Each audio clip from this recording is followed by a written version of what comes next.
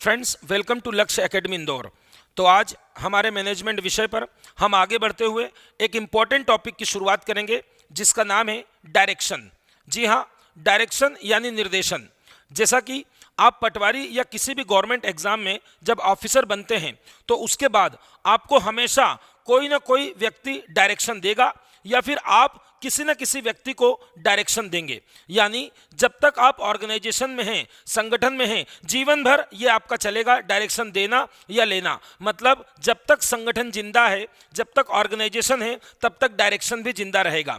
अब शुरू करते हैं। आज का टॉपिक है डायरेक्शन। डायरेक्शन वास्तव में एक बड़ी प्रोसेस है, एक बड़ी प्रक्रिया है जिसे हमें कुछ पार्ट में पढ़ना पड़ेगा, क्योंकि डायरेक्शन के अंदर ही मोटिवेशन, लीडरशिप, सुपरविजन, ऐसी कई सारी छोटी प्रक्रियाएं भी शामिल होती हैं। और आज की इस क्लास में हम देखेंगे कि डायरेक्शन का अर्थ क्या होता है, उसकी विशेषताएं यानी कैरेक्टरिस्टिक्स क्या होती है, उसके कुछ सिद्धांत यानी प्रिंसिपल क्या होते हैं, और डायरेक्शन के तत्व यानी एलिमेंट क्या होते हैं। तो शुरू करते हैं। जैसा कि हम मैनेजमेंट में यूनिट नंबर 3 पर हैं और यूनिट नंबर 3 पे हमने प्रारंभिक अवधारणाएं पढ़ रहे हैं यानी बेसिक कॉन्सेप्ट। और बेसिक कॉन्सेप्ट में हम 3 बड़े बड़े कॉन्सेप्ट कर चुके हैं जिसका नाम है प्लानिंग, ऑर्गेनाइजेशन एंड स्टाफिंग। इसका मतलब नियोजन हम पढ़ चुके हैं, ऑर्गेनाइजेशन यानी संगठन हम पढ़ चुके हैं, और स्टाफिंग यानी नियुक्तिकरण। और हमने देखा कि नियुक्तिकरण में हमने 4 छोटी छोटी वीडियो क्लास पढ़ी, जिसमें एक में हमने स्टाफिंग पढ़ा, दूसरे में रिक्रूटमेंट पढ़ा, तीसरे में सिलेक्शन पढ़ा और चौथे में ट्रेनिंग। तो 3 चीजें कंप्लीट हुई, पी कंप्लीट, ओ कंप्लीट, एस कंप्लीट। आज हमारा 4th फंक्शन आ रहा है डायरेक्शन। वास्तव में इसे 4th फंक्शन क्यों बोलते हैं, चौथे नंबर पे रखते हैं। क्यों? क्योंकि आपने 3 काम किया। पहले आपने प्लानिंग किया। प्लानिंग का मतलब आपने प्लान किया कौन करेगा, कैसे करेगा, कब करेगा। फिर आपने ऑर्गेनाइजेशन किया यानी कार्यों का समूहीकरण किया, अलग अलग कार्यों को डिजाइन किया मगर पेपर पे ये काम हुआ। फिर आपने व्यक्तियों की व्यवस्था की कि काम करेगा कौन, तो कर्मचारियों के लिए आपने भर्ती निकाली, उनका सिलेक्शन किया, उनका ट्रेनिंग किया। अभी भी कर्मचारी आ गए हैं मगर अभी तक काम शुरू नहीं हुआ। मतलब ये कि जो अभी तक 3 चीजें पढ़ी हैं, प्रबंधन की जो शुरुआत की 3 एक्टिविटीज हैं, 3 क्रियाएं हैं, कौन कौन सी? प्लानिंग, ऑर्गेनाइजेशन और स्टाफिंग। इन तीनों से भी कोई काम शुरू नहीं होगा। अब काम शुरू होगा, मतलब काम को शुरू करने वाली प्रक्रिया कौन सी है? डायरेक्शन। जैसे डायरेक्शन देंगे वैसे काम शुरू होगा। तो शुरू करते हैं आज का टॉपिक डायरेक्शन। मैं आपसे पूछता हूं डायरेक्शन क्या है, तो सिंपल सा जवाब है डायरेक्शन मतलब निर्देशन। और निर्देशन का मतलब किसी को निर्देश देना, या तो किसी को निर्देश देना या किसी का मार्गदर्शन करना। तो लिख देते हैं इसका सामान्य अर्थ क्या होता है। किसी व्यक्ति को क्या देना? निर्देश देना। किसी व्यक्ति को निर्देश देना या फिर उसका मार्गदर्शन करना, या फिर उसका मार्गदर्शन करना। दूसरी बात यदि संगठन में, किसी ऑर्गेनाइजेशन में, मैनेजमेंट में हम डायरेक्शन की बात करें तो इसमें कई चीजें और भी हैं। जैसे हम इसको ऐसा भी बोल सकते हैं, किसी व्यक्ति को आदेश देना। आदेश के लिए हमने इंग्लिश में कमांड बताया था, डायरेक्शन के लिए हम डायरेक्शन बता रहे हैं, मार्गदर्शन के लिए हमने गाइडेंस बताया है, गाइडेंस। यहां किसी को कमांड करना, कमांड देना, या फिर दूसरी शब्द में लिखें वही ऊपर वाली बात, किसी को निर्देश देना। मगर क्या हम अपने जूनियर को एडवाइस भी दे सकते हैं? हर बार आदेश ही देंगे? नहीं, एडवाइस भी दे सकते हैं। तो परामर्श देना भी इसी में माना जाता है। परामर्श, ये डायरेक्शन, ये एडवाइस। और उसके बाद यदि हमने किसी को ऐसे ही एडवाइस दे दिया कि ये काम करो, अच्छे मन से नहीं दिया, तो वो करेगा ही नहीं जब तक हम उसको मोटिवेट नहीं करेंगे। मतलब motivation is a part of direction. ध्यान रखेंगे, बहुत इंपॉर्टेंट पार्ट है। अभिप्रेरणा का काम भी इसी में शामिल माना गया है। और आप मेरी बात तभी मानोगे, मैं एक खड़ूस मैनेजर बनूंगा तो आप मेरी बात नहीं मानोगे। मैं एक अच्छा लीडर रहूंगा तो पूरी टीम को लेकर चलूंगा। मेरे अंदर मैनेजमेंट के अलावा लीडरशिप का भी गुण होना चाहिए। तो लीडरशिप मतलब नेतृत्व, ये सारा आ रहा है इसमें। मतलब ये सभी को आप बोल रहे हैं सब डायरेक्शन ही है, चाहे वो कमांड दे रहा हो, चाहे डायरेक्शन दे रहा हो, एडवाइस दे रहा हो, मोटिवेट कर रहा हो, लीडरशिप कर रहा हो, ये सब का सब डायरेक्शन ही माना जाता है। देखिए, डायरेक्शन का मतलब मैं आपको किसी काम के बारे में बताऊं। जैसे एक होटल का मैनेजर है, वो अपने कर्मचारियों को सिखाएगा ऐसे करिए, ऐसे करिए, गेस्ट आए तो ऐसे करिए। एक शिक्षक है, मैं हूं, एक टीचर अपने बच्चों को बताएगा कि असाइनमेंट कैसे पूरा करना है, मैथ्स की कौन सी किताब पढ़ना है। मैं आपको डायरेक्शन दे रहा हूं, ठीक है ना। एक फिल्म बनती है तो फिल्म का जो डायरेक्टर होता है वो कलाकारों को सिखाता है। जो भी अमिताभ बच्चन है, आपका शाहरुख खान है, इनको कौन डायरेक्ट करेगा? डायरेक्टर, इसलिए उसका नाम डायरेक्टर है। तो किसी भी व्यक्ति को मार्गदर्शन देना ही डायरेक्शन है। मगर हम डायरेक्शन डायरेक्शन को कई बार सिर्फ ये समझ लेते हैं कि कम्युनिकेशन है। कम्युनिकेशन का मतलब होता है मेरे द्वारा बोली गई बात आपको अच्छे से समझ में आए। मैं आपसे अभी क्या कर रहा हूँ, कम्युनिकेट कर रहा हूँ, कैमरे के सामने माइक है मेरे पास। तो कई बार हम निर्देशन को क्या मान लेते हैं, संप्रेषण मानते हैं। संप्रेषण लिखूंगा इंग्लिश वालों के लिए कम्युनिकेशन, और हिंदी वालों के लिए दो शब्द, या तो संप्रेषण बोलेगा या संचार बोलेगा। तो कई बार हम डायरेक्शन को ओनली कम्युनिकेशन मानते हैं, मगर ऐसा सही नहीं है, क्योंकि डायरेक्शन में कम्युनिकेशन तो आता ही आता है, इफेक्टिव कम्युनिकेशन, प्रभावी संप्रेषण आता है। इसके अलावा तीन चीजें और आती हैं, तो देखिए कौन कौन सी। एक तो आता है अभिप्रेरणा, दूसरा आता है नेतृत्व मतलब लीडरशिप, और लास्ट में लिख रहा हूं पर्यवेक्षण। अभी सबके इंग्लिश देखते हैं। ये कम्युनिकेशन है, और ये मोटिवेशन है, ये लीडरशिप है, और ये क्या है, सुपरविजन है।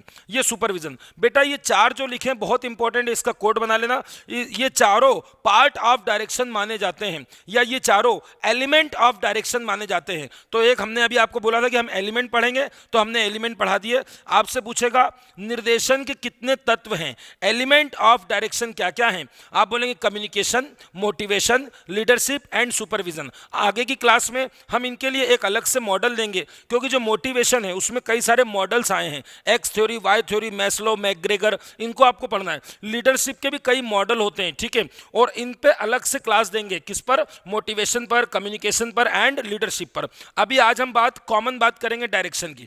तो ये हो गया हमारा डायरेक्शन का इंट्रोडक्शन। अब हम सबसे पहले देखते हैं कि डायरेक्शन की क्या क्या विशेषता होती है। तो ज्यादा नहीं, 3 या 4 विशेषता खास जो होगी वो हम नोट करेंगे। सबसे पहला, डायरेक्शन क्या कर रहा है आपको सिखा दिया। मैंने आपको बताया डायरेक्शन के पहले मैनेजमेंट में क्या क्या हो चुका है, प्लानिंग हो गया है, ऑर्गेनाइजेशन हो गया, और स्टाफिंग मतलब लोग भी आ गए काम करने वाले। मगर जब तक लोगों को आप मार्गदर्शन नहीं देंगे, जब तक उनको डायरेक्शन नहीं देंगे, वो काम करेंगे कैसे। तो आप बोलेंगे अभी तक तो काम शुरू नहीं हुआ। डायरेक्शन ही वो क्रिया है, डायरेक्शन ही वो प्रोसेस है जिसके द्वारा हम काम को शुरू करते हैं। तो सबसे पहले वही लिखेंगे कि ये क्या करती है, ये कार्य को शुरू करता है।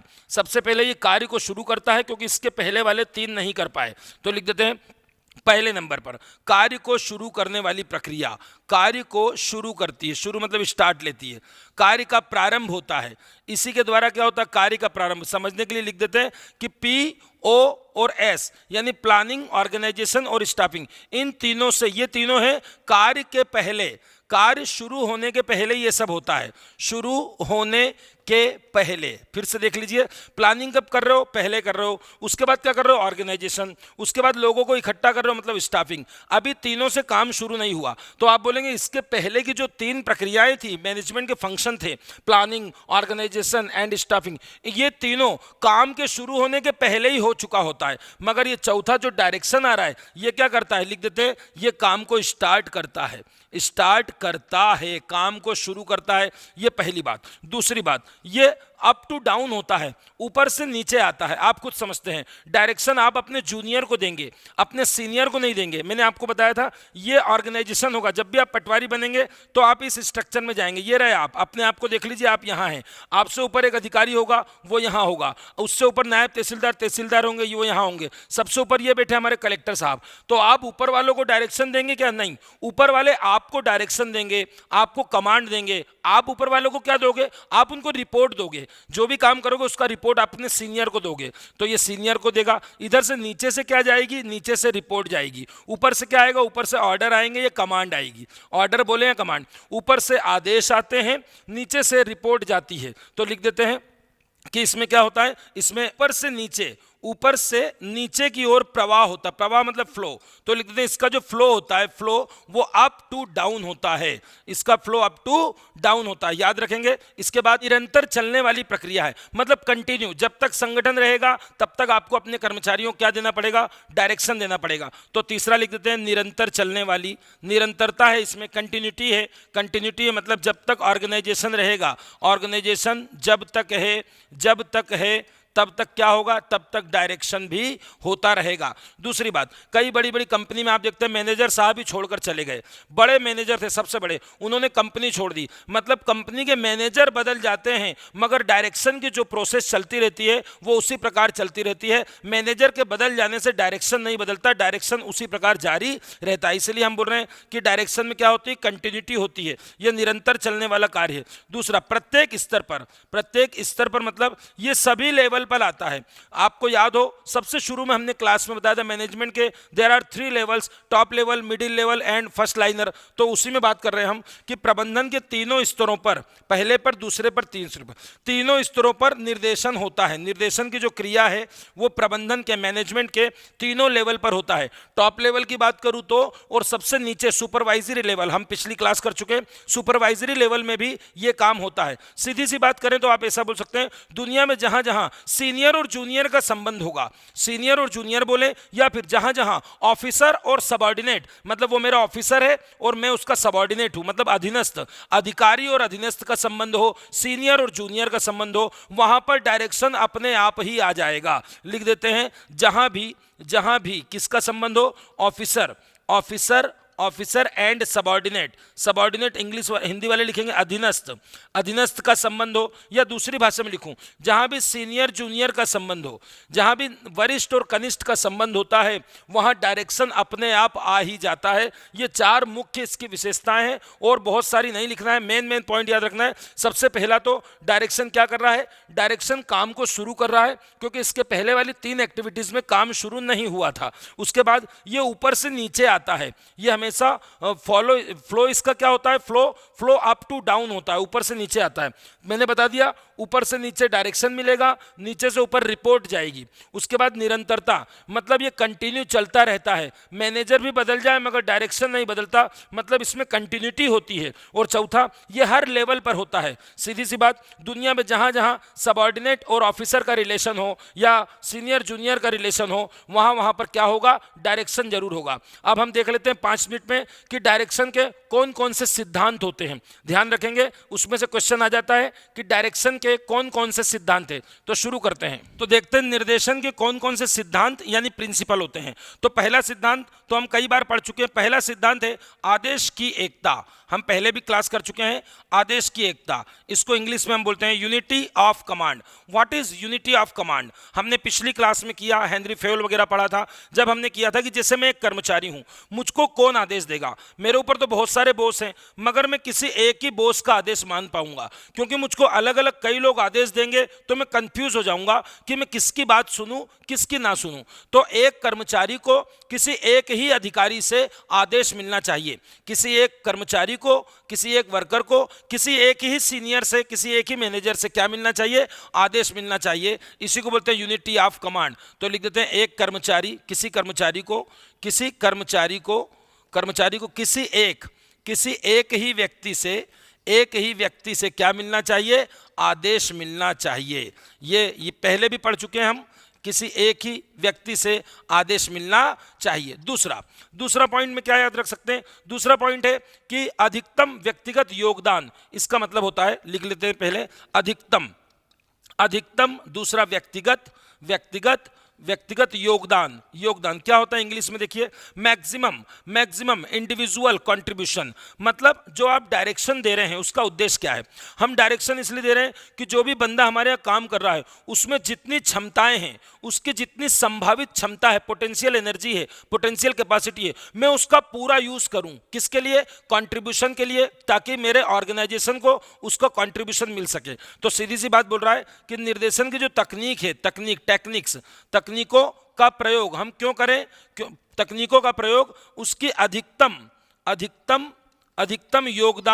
योगदान ले सकें। मतलब निर्देशों की टेक्निक जो है उसका ऐसा प्रयोग करें, उसका इस प्रकार से डायरेक्शन करें कि उस बंदे की जो संभावित क्षमता है, संभावित क्षमता से, उस बंदे की संभावित क्षमता यानी पोटेंशियल कैपेसिटी से हम संगठन के लिए क्या ले सकें, हम हमारी कंपनी के लिए मैक्सिमम कंट्रीब्यूशन यानी अधिकतम योगदान ले सकें। तो इसी को बोलते हैं व्यक्ति का अधिकतम योगदान। किसको योगदान कर रहा है, कंट्रीब्यूशन किसको कर रहा है, ऑर्गेनाइजेशन को। तो व्यक्ति का संगठन के प्रति क्या हो, अधिकतम योगदान हो। सीधी सी बात, हमारा निर्देशन ऐसा हो, हमारा डायरेक्शन ऐसा हो कि किसी भी व्यक्ति का अपनी कंपनी के लिए मैक्स टू मैक्स यानी मैक्सिमम कंट्रीब्यूशन हो। तीसरी बात में हम देखते हैं संगठनिक मतलब ऑर्गेनाइजेशनल, संगठनिक उद्देश्यों में तालमेल इंग्लिश में लिख लेंगे।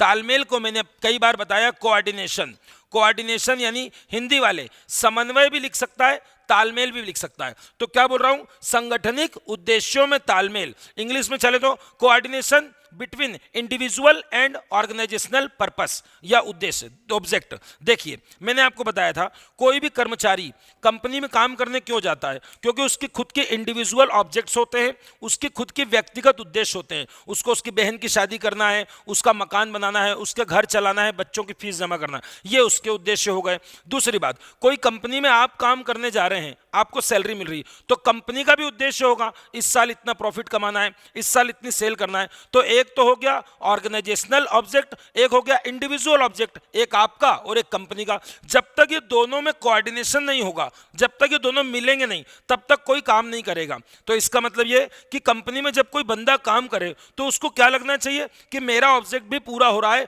और मेरे ऑब्जेक्ट से कंपनी का ऑब्जेक्ट पूरा हो रहा है। मतलब वो समझ ले कि मेरे विकास से कंपनी का विकास है और यदि कंपनी का विकास हुआ तो उसमें मेरा विकास है। तो इसीलिए बोल रहा है किसमें कोऑर्डिनेशन करना है, बस ये याद रखना, लिख देते हैं व्यक्तिगत मतलब इंडिविजुअल, व्यक्तिगत एंड संगठनिक या सांगठनिक, इंडिविजुअल एंड ऑर्गेनाइजेशनल, दोनों के जो ऑब्जेक्ट हैं, उद्देश्य हैं, उसमें क्या होना चाहिए, कोऑर्डिनेशन होना चाहिए। सीधी सी बात, इंडिविजुअल एंड ऑर्गेनाइजेशनल ऑब्जेक्ट में क्या होना चाहिए, प्रॉपर कोऑर्डिनेशन होना चाहिए, तभी वो अच्छे से आपके यहाँ काम करेगा। अगली बात, निर्देशन की जो तकनीक है, निर्देशन की तकनीकों की उपयुक्तता। अब ये थोड़ा कठिन है, मैं समझाता हूं। औचित्य, या लिख दूं औचित्य, उपयुक्तता या औचित्य। मैं आपको सीधा से बताता हूं, जो डायरेक्शन होती है उसकी कई टेक्निक्स होती है। जैसे डायरेक्शन के अंदर ही मैंने एक पार्ट दिया मोटिवेशन। अब मोटिवेशन के कई मॉडल हैं, XY मॉडल या उसका मैस्लो का पद सोपान मॉडल। अलग अलग व्यक्तियों ने मोटिवेट करने के अलग अलग मॉडल दिए हैं। वैसे लीडरशिप भी कई प्रकार के मॉडल होते हैं, कैरिस्मेटिक लीडरशिप या अदर कोई लीडरशिप। तो आप जो भी डायरेक्शन की जो भी टेक्निक का यूज कर रहे हैं, आप बिल्कुल टेक्निक उठा के यूज मत करो। आप ये देखो कि क्या ये टेक्निक उस कर्मचारी पे लागू होगी। ऐसा तो नहीं आप पैसे वाली टेक्निक ले रहे हो कि ले मैं तेरे को पैसे दे रहा हूं तू काम कर, जबकि वो बोल रहा है मुझे पैसे नहीं चाहिए, मुझे प्रमोशन चाहिए, मैं 8 साल से आपकी कंपनी में काम कर रहा हूं, सैलरी बढ़ा रहा हूं, प्रमोशन नहीं कर रहा हूं, बड़े पद पे नहीं। तो भाई किसी को मोटिवेट करने में पैसा काम आता है, किसी को मोटिवेट करने में प्रमोशन काम आता है। कोई बोल रहा है ना प्रमोट करो ना आप पैसा दो, मुझको छुट्टी दो, मुझको छुट्टी नहीं मिलती, मेरी फैमिली के साथ मेरी बेटी की शादी है, मेरी बहन की शादी, मुझे छुट्टी चाहिए। तो वहां वो बंदा उसकी बहन की शादी के लिए आप छुट्टी देंगे तो उसी में मोटिवेट हो जाएगा। तो बस वही बोल रहे हैं कि जो निर्देशन की टेक्निक का आप यूज कर रहे हो उसकी उपयुक्तता का ध्यान रखो। उपयुक्तता मतलब कि वो किस कर्मचारी के साथ कितनी उपयुक्त है, जिस कर्मचारी के साथ जो टेक्निक यूज हो उसके साथ वही यूज करना है। तो मैं लिख देता हूं कि निर्देशन की जो तकनीकें हैं, तकनीकों का प्रयोग किसके हिसाब से करो, कर्मचारी के दृष्टिकोण मतलब उसकी अप्रोच क्या है, दृष्टिकोण या आवश्यकता, उसकी कर्मचारी की आवश्यकता क्या है, उसको छुट्टी चाहिए या फिर उसको पैसे चाहिए, उसको प्रमोशन चाहिए। कर्मचारी के दृष्टिकोण, उसकी अप्रोच क्या है, उसकी आवश्यकता क्या है, उसको नीड किस चीज़ की है और उसकी योग्यता क्या है। मतलब कर्मचारी को ध्यान रखकर, सीधी बात बोलूं तो कर्मचारी को ध्यान रखकर ही आपको किसका प्रयोग करना चाहिए, हमें तकनीकों का प्रयोग करना चाहिए। तकनीकों का, टेक्निक्स का प्रयोग अंधाधुंध नहीं करना चाहिए। जो कर्मचारी जैसा है उसके साथ जो टेक्निक अच्छी हो वही टेक्निक यूज करनी चाहिए। फॉर एग्जांपल कि कौन सी टेक्निक की बात करें, मोटिवेशनल टेक्निक्स की बात करें, लीडरशिप की जो टेक्निक्स होती है, मोटिवेशन और लीडरशिप की कई सारी टेक्निक्स होती है। आगे चलते हैं, नंबर 5, अनौपचारिक संगठन का भी यूज करें आप। ये बहुत अच्छा पॉइंट है। मैंने आपको पिछली क्लास में पढ़ाया कि ऑर्गेनाइजेशन क्या होते हैं। ऑर्गेनाइजेशन एक फॉर्मल होते हैं और दूसरे इनफॉर्मल होते हैं। मैंने आपको बताया फॉर्मल वो है जो कंपनी में आपके सीनियर है, आपका ग्रुप है, आप उनसे ही बात करिए। इनफॉर्मल कौन सा है? जिनके साथ आप कॉफी पीने जाते हैं, मूवी देखने जाते हैं, घूमने जाते हैं, उनके परिवार में आपका आना जाना है, एक दूसरे को निमंत्रण देते हैं शादियों में, प्रोग्राम में, तो आपने एक इनफॉर्मल ग्रुप बना लिया है। तो डायरेक्शन देने में ये इनफॉर्मल ग्रुप बहुत काम आते हैं। क्यों?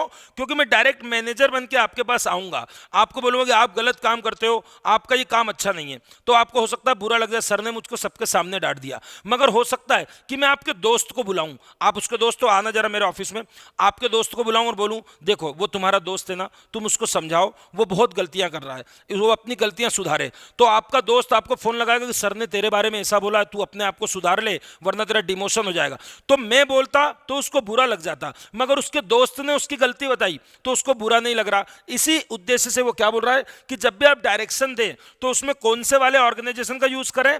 इनफॉर्मल ऑर्गेनाइजेशन का यूज करें। इनफॉर्मल यानी अनौपचारिक संगठन, जो भी उसके दोस्त हैं, मित्र हैं, जो भी उससे मिलने वाले हैं, उसके साथ क्रिकेट खेलते हैं, उसके साथ कॉफी पे पीते, उन लोगों से बता दो, तो वो लोग बताएंगे तो उसको बुरा भी नहीं लगेगा और वो आराम से उस बात को हजम कर लेगा। डायरेक्ट मैनेजर आके बोलेगा तो उसको हो सकता है बुरा लग जाए या वो काम ठीक से ना करे। तो याद रखना ये इसका 5वां पॉइंट है, अनौपचारिक संगठन का प्रयोग। और आखिरी में निर्देशन की मेन चीज क्या होती है? निर्देशन का मतलब मैं जो डायरेक्शन आपको दे रहा हूं वो आपको प्रॉपर समझ में भी आना चाहिए। पता चले सर कौन सी भाषा बोल रहे हैं, उर्दू भाषा हमको समझ में नहीं आ रही, हम तो हिंदी जानते। मतलब जो कम्युनिकेशन होता है ना वो क्लियर एंड क्रिस्टल होना चाहिए, स्पष्ट होना चाहिए। तो लिख देता हूं प्रबंधकीय संप्रेषण, मैनेजेरियल प्रबंधकीय संप्रेषण।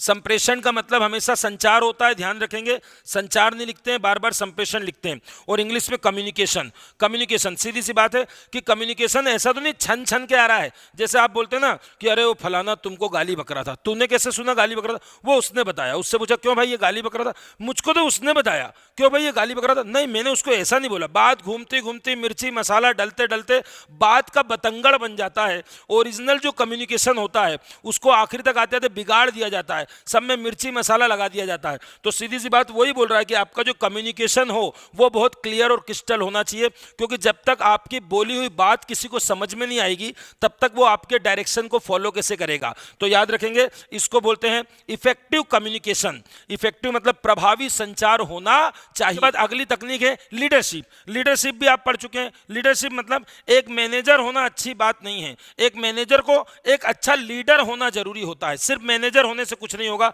तो लिख देते हैं लीडरशिप यानी नेतृत्व। ये भी आगे आपको एक क्लास दूंगा अलग से, लीडरशिप की एक अलग क्लास दूंगा एंड मोटिवेशन की एक अलग क्लास दूंगा, क्योंकि ये दोनों में मॉडल्स हैं। कई सारे मॉडल हैं मोटिवेशन के, कई सारे लीडरशिप के, तो इन दोनों को आपको देख के जाना पड़ेगा। तो लीडरशिप मतलब एक प्रबंधक, एक जो मैनेजर है, लिख रहा हूं मैनेजर को क्या होना चाहिए? एक अच्छा लीडर भी होना चाहिए, एक अच्छा नेता भी होना चाहिए, क्योंकि एक अच्छा नेता टीम भावना के साथ काम करते हुए अपने साथ के लोगों को साथ में लेके चलता है, और जितने भी सबऑर्डिनेट फॉलोअर्स होते हैं उनको ये विश्वास होता है कि हमारे नेताजी जो बोल रहे हैं वो सब सही है और वो हमारे भले के लिए हो रहा है। मैनेजर से उतना चिढ़ते हैं मगर लीडर से उतना नहीं चिढ़ते कि ये हमारा लीडर है। और इसके बाद 8वें नंबर पे आप लास्ट पॉइंट याद रख सकते हैं, अनुसरण करना का मतलब होता है फॉलोअप। भैया मैंने आपको आदेश दे दिया बेटा कल से ऐसा काम करना है, बेटा वैसा करना है, अब मैं उसको देखूं भी तो कि बेटा ने किया कि नहीं किया। बेटा 17 का पहाड़ा याद करके आना है, तो अगले दिन बेटा से पूछना भी तो पड़ेगा बेटा 17 का पहाड़ा याद किया। और फॉलोअप नहीं लूंगा तो बेटा बोलेंगे अरे सर तो डायरेक्शन देते रहते हैं, सर कभी फॉलोअप नहीं लेते। तो भैया इसको बोल रहा हूँ फॉलोअप लेना। और यदि फॉलोअप लेने का मतलब कि मेरे दिए हुए किसी आदेश का, किसी डायरेक्शन का किस हद तक पालन हुआ भी है कि नहीं हुआ, और यदि नहीं हुआ तो उसमें क्या क्या प्रॉब्लम्स आ रही है, और यदि प्रॉब्लम आ रही है तो उसको किस प्रकार से रिफॉर्म कर सकते हैं, सुधार कर सकते हैं। ये थी आपकी निर्देशन की तकनीक। एक बार आप देख ले क्या क्या पढ़ा आपने। एक पढ़ा है आदेश की एकता, मतलब एक व्यक्ति को एक ही किसी बॉस से आदेश मिलना चाहिए। यूनिटी ऑफ कमांड इंग्लिश में बोलेंगे। मैक्सिमम इंडिविजुअल कंट्रीब्यूशन, इससे पकड़ लेंगे इंडिविजुअल कंट्रीब्यूशन मतलब एक बंदे का जो कंट्रीब्यूशन है वो ज्यादा से ज्यादा कंपनी के लिए होना चाहिए। आपको इसी प्रकार डायरेक्शन देना चाहिए, इसी प्रकार तकनीकों का प्रयोग करना चाहिए कि एक बंदे की जितनी क्षमता है उसको 100% आप यूटिलाइज कर सकें और मैक्सिमम कंट्रीब्यूशन अपनी कंपनी या ऑर्गेनाइजेशन के लिए कर सके। तीसरा पॉइंट आपने पढ़ा सांगठनिक उद्देश्यों, मतलब जो इंडिविजुअल इंडिविजुअल उद्देश्य, उसके खुद के उद्देश्य और एक कंपनी के उद्देश्य, दोनों के बीच में क्या होना चाहिए? कोऑर्डिनेशन होना चाहिए। ये हमेशा आप याद रखेंगे, coordination between individual and organisational purpose या ऑब्जेक्ट। इसके बाद अनौपचारिक, ये बहुत इंपॉर्टेंट है, अनौपचारिक संगठन का यूज, मतलब डायरेक्शन देने में आप फॉर्मल तो ठीक है, फॉर्मल को छोड़कर कई बार इनफॉर्मल ऑर्गेनाइजेशन का भी यूज कर सकते हो, वो बहुत आसान होता है। इसके बाद निर्देशन की जो टेक्निक्स है, यहां पर कंफ्यूज मत होना, टेक्निक्स का मतलब मोटिवेशन और लीडरशिप में जो भी तकनीकें बताई हैं, उन तकनीकों का अंधाधुंध प्रयोग नहीं करना है। उन तकनीकों का जब भी प्रयोग करें, सामने वाले को देख ले कि उसकी योग्यता क्या है, उसकी इच्छा क्या है, उसकी आवश्यकता क्या है। मतलब कर्मचारी की योग्यता, उसके दृष्टिकोण, उसके अप्रोच, उसकी एबिलिटी, उसकी योग्यता और उसकी आवश्यकता मतलब नीड, इन सभी के अकॉर्डिंग ही आपको काय का यूज करना चाहिए, डायरेक्शन की टेक्निक्स का यूज करना चाहिए। उसके बाद प्रबंधकीय संप्रेषण, संप्रेषण मतलब कम्युनिकेशन। आपको मालूम है हर स्थिति में कम्युनिकेशन बहुत क्लियर और क्रिस्टल होना चाहिए। उसके बाद लीडरशिप, यानी सीधी सी बात है, एक प्रबंधक को एक अच्छा नेता होना बहुत जरूरी होता है बड़ी बड़ी कंपनीज में। और लास्ट में फॉलो अप लेना, कि सिर्फ कमांड देने से या डायरेक्शन देने से काम नहीं होगा, उसको समय समय पर फॉलो अप भी लेना पड़ेगा। ये छोटी सी क्लास थी 20-25 मिनट की। हमने क्या क्या देखा आप भूलना मत। हमने देखी निर्देशन की विशेषता, जो कि हमने 4 ही पॉइंट दिए, ऊपर से नीचे आता है, काम को शुरू करता है। और उसके बाद हमने ये क्या देखा, ये हमने देखा निर्देशन का सिद्धांत। और ये मत भूल जाना कि हमने निर्देशन के तत्व भी देखे हैं। इसी में से क्वेश्चन आ सकता है कि निर्देशन के कौन कौन से तत्व है। एलिमेंट ऑफ डायरेक्शन में रिवाइज करा देता हूं आपको। बोलना एक तो पर्यवेक्षण है, पर्यवेक्षण को इंग्लिश में सुपरविजन बोलते हैं। एक अभिप्रेरणा है, अभिप्रेरणा को इंग्लिश में मोटिवेशन बोलते हैं। एक आपका कौन सा है? नेतृत्व है, नेतृत्व को इंग्लिश में लीडरशिप बोलते हैं। और चौथा संप्रेषण है, संप्रेषण को इंग्लिश में communication. It means supervision, motivation, motivation, leadership and communication. There are 4 element of direction, there are 4 element of direction. आपसे पूछ लेगा निर्देशन का निम्न में से कौन सा तत्व नहीं है। जैसा कि हमने शुरू की क्लास में बताया था, हम पढ़ क्या रहे इतने दिन से, हम बेसिक कॉन्सेप्ट में वास्तव में पोस्ट कोर्ब ही पढ़ रहे हैं, पोस्ट कोर्ब पढ़ रहे हैं। हमको याद हो तो हमने शुरू में बताया था कि 5 पोस्ट कोर्ब छोड़िए, POSD और C। हमने बोला था कि ये 5 ही काम होते हैं। आप अभी भी देख लीजिए, प्लानिंग पहला काम होता है, ऑर्गेनाइजेशन दूसरा, स्टाफिंग तीसरा, और आज हम कौन सा पढ़ रहे हैं? डायरेक्शन। मगर डायरेक्शन के अंदर ही क्या क्या पढ़ेंगे, अब अगली क्लास में हम आपको क्लास देंगे। एक क्लास देंगे मोटिवेशन की, जिसमें मॉडल पे बात होगी। एक क्लास देंगे लीडरशिप की, जिसमें मॉडल पे बात होगी। एक क्लास देंगे कम्युनिकेशन की, और समय रहा तो एक क्लास आपकी इसकी भी देंगे, सुपरविजन की। व्हाट इज सुपरविजन, ठीक है ना। तो ये छोटे छोटे 2-3 क्लास और मिलेंगी 20-20 मिनट की, तो आपको ये इसके जितने भी, उसके बाद जाके आपका ये डायरेक्शन खत्म होगा, ये डायरेक्शन के एलिमेंट खत्म होने के बाद। और फिर आप किस पर जाएंगे बेटा? फिर आप कंट्रोलिंग पे जाएंगे। और आपको मालूम पड़ गया वास्तव में संगठन के ये 5 ही फंक्शन होते हैं। अब क्या करा है किताबों ने क्या लिख दिया? 6 के चक्कर में यहाँ पर छठा नाम जोड़ दिया मोटिवेशन, 7वां जोड़ दिया लीडरशिप, 5वां जोड़ दिया कम्युनिकेशन। अरे कहाँ से, ये तो निर्देशन के ही पार्ट है। आपको बता रहे हैं कि ये पार्ट ऑफ डायरेक्शन है, तो ध्यान रखेंगे ये 5 ही मुख्य कार्य होते हैं, और इसके बाद ही आप मैनेजमेंट का फंक्शन पूरा समझ पाते हैं। तो ठीक है, ये छोटी सी क्लास आज के लिए काफ़ी है। उम्मीद करता हूं समझ में आया होगा। मिलते हैं अगली क्लास में, जब तक के लिए जय हिंद, जय भारत।